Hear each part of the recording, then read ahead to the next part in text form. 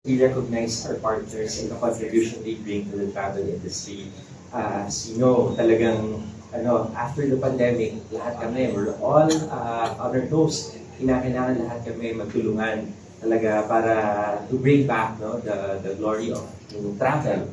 And for AirAsia, last year we've flown about 6.6 million passengers, 6.6 million guests, and for this year we're looking at ending 2024 with about around 8 million guests. So I think that's also a signal for all of our travel partners here. You've asked about how's the travel industry now and how is it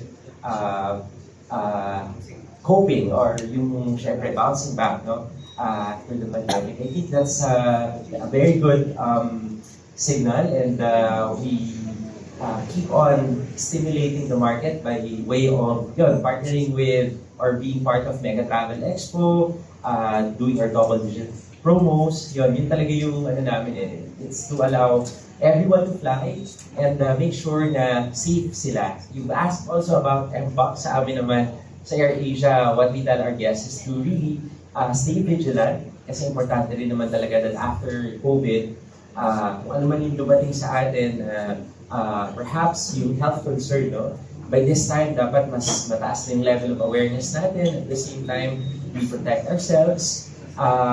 For now, it's not a concern for us, the airline, because at least we have safety protocols in place, and we hope that yung cooperation then among our guests will stay and will be there kasi para sa kalikasan naman ng lahat.